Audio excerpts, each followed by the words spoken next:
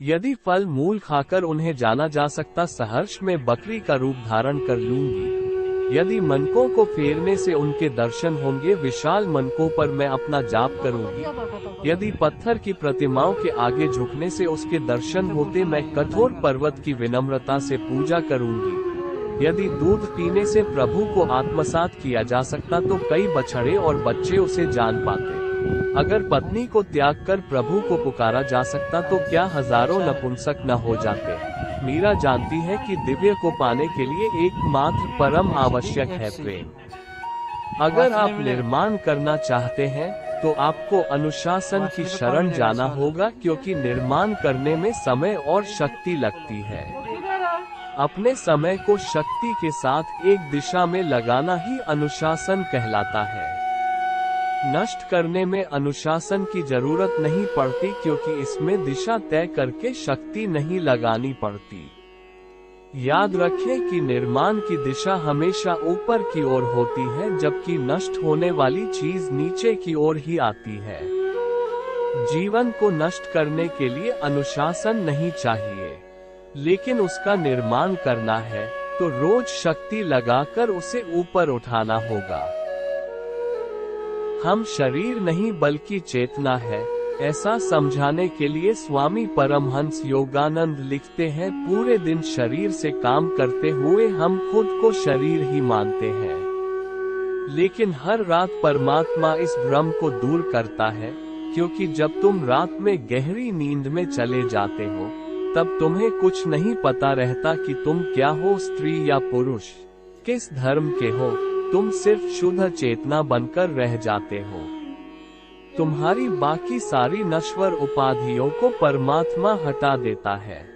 इससे तुम्हें एहसास हो जाना चाहिए कि तुम शरीर और उसकी सारी सीमाओं के साथ आकाश के अनंत भी।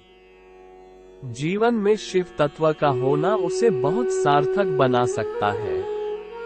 शिव तत्व को छठा तत्व कहते हैं। ये सृष्टि 16 तत्वों की बनी है। पहले 5 तत्व पृथ्वी, जल, अग्नि, वायु और आकाश इस पृथ्वी लोक से संबंधित है। छठा तत्व शिव तत्व है, जिसका संबंध माथे के केंद्र पर स्थित आज्ञा चक्र से है। यही शिव की आंख मिलती है, जिसके जरिए हम अपने भीतरी लोक में गति कर सकते हैं। शिव तत्व मानसिक शक्तियों को बढ़ा देता है। जितना आप बाहरी दुनिया की चकाचौंध से अप्रभावित रहते हैं और अपने ही भीतर परम ब्रह्म की अनुभूति करने। जीवन का सबसे बुनियादी नियम है कि जैसा हम अपने लिए दूसरों से अपेक्षा करते हैं, वैसा ही बर्ताव हमें दूसरों से भी करना चाहिए। हमारी कामयाबी, हमारी सफलता पर जब कोई हमें शुभकामनाएं देता है, खुशी जाहिर करता है, तो हमारा मन प्रसन्न होता है। यही प्रसन्नता हमारी बहुत बड़ी प्रेरक शक्ति बनती है। जब भी मौका मिले, ये प्रेरक शक्ति दूसरों में भी बांटें। उनकी छोटी छोटी कामयाबियों पर उन्हें शुभकामनाएं दें। उनकी तरक्की में अपने मन की प्रसन्नता व्यक्त करें। दूसरों को प्रसन्नता देंगे तो आप स्वयं प्रसन्न रहेंगे। यह प्रबोधन यानी इनलाइटनमेंट क्या है? आप जिस कार्य को कर रहे हैं, उसे समूचे अस्तित्व और संपूर्ण बोध से करना।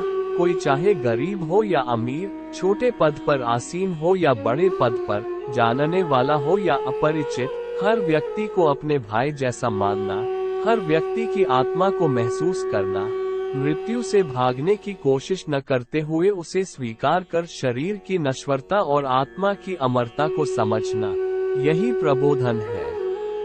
प्रबोधन कोई मंजिल नहीं है कि वहां पूरा जीवन जी लेने के बाद पहुंचा जाए। वह तो एक समझ है जिसके साथ हम रोज जीवन जीते हैं। भावना में रस होता है, संवेदना होती है, संघर्ष करने की क्षमता बढ़ती है, व्यक्ति तपता है। मन का प्रभाव व्यापक होता है। उसको किसी भाषा की आवश्यकता नहीं है। उसका कार्य भाव प्रधान है, अतः मन के कार्यों में भावों की अभिव्यक्ति जुड़ी रहती है। भावनाओं के प्रसंग में कृष्ण काल की एक कथा प्रसिद्ध है।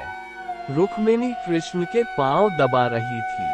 अचानक उसको लगा कि कृष्ण के पांव में एक छाला हो रहा है।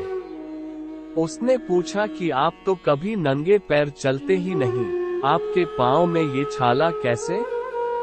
कृष्ण सहज रूप से हंस दिए, धीरे से बोले, ये तो